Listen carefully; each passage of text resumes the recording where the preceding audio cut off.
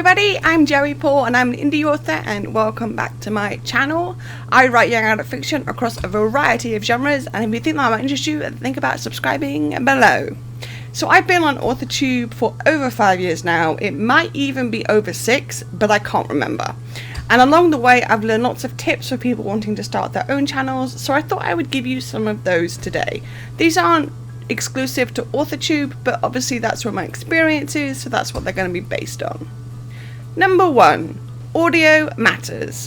One thing that is a big turn off to viewers is when the audio sucks, or when it's too loud, or too quiet.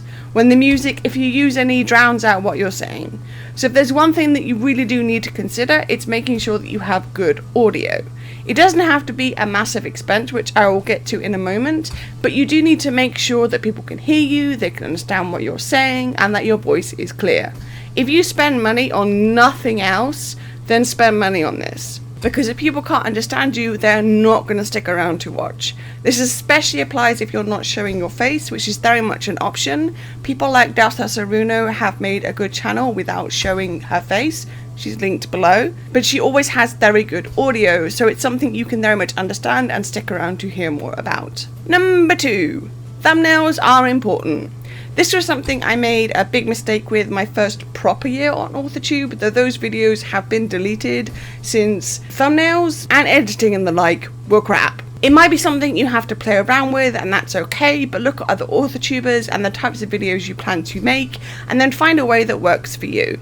It took me a while to find a thumbnail style that worked and matched my brand, as it were, and I really do like it. If the reason thumbnails are important is that they are your first impression to viewers. If you have a terrible or even misleading thumbnail, people won't click through to the video, and that will bite you in the backside. You've got to find what works for you, and people get that it takes time to find it. But just be ready to experiment and see where that sweet spot is for your viewers. Number 3. You don't have to break the bank. I mentioned in the first point that audio is important and said that I'd talk about spending money later, so here we are. I have a great mic from life before on Authortube, and so I was set on that. But if you don't have a lot of money to spend on an expensive camera and lights and the like, then there are ways to do this that don't break the bank. Like, I use a webcam. I've always recorded my videos through a webcam, and while I have gone through a few thanks to mishaps, usually because of the kittens, I have found that they give you good quality video, and with the mic the audio is great. I recently upgraded to a new webcam. That did cost me a pretty penny, but I have been doing this for a while and know that it's something that I want to continue doing. I didn't have any ring lights when I first started or anything like that, but I did find a special light bulb for my main fixture in my office that was close enough to my desk to make the difference between not having any natural light near me. Again, this wasn't expensive and easy to find on places like Amazon, so even if you're just starting out, you don't have to go dump a whole heap of change to do this. You can start small with a webcam and decent natural lighting and go from there. Or you can use your phone. Most phones these days have good audio, they have good picture, they have all of that, and it's pretty easy to record with them. And from there, you can work up to, if you choose to, buying a camera or the like, but you don't have to start out with all the expensive equipment. Number 4, make sure you engage with the community. This is a big point. When I first started on Authortube, I didn't really watch any other channels, and that, again, bit me in the backside. Now though, I watch daily and always engage with comments and the like and all the rest.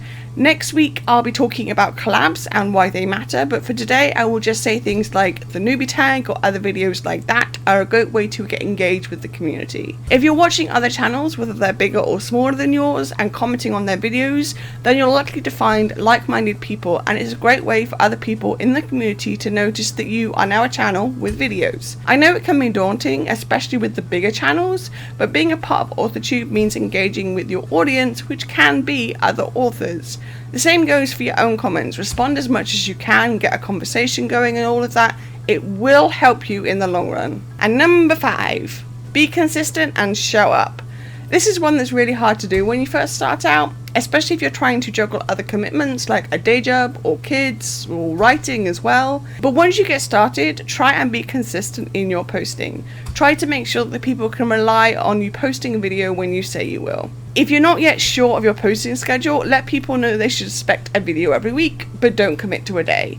And if you do miss a week here and there, people are more likely to be understanding and stay subscribed if you continue to actually engage and post and all the rest. I know that it's hard to find that YouTube balance, but it's a big one that will really help you.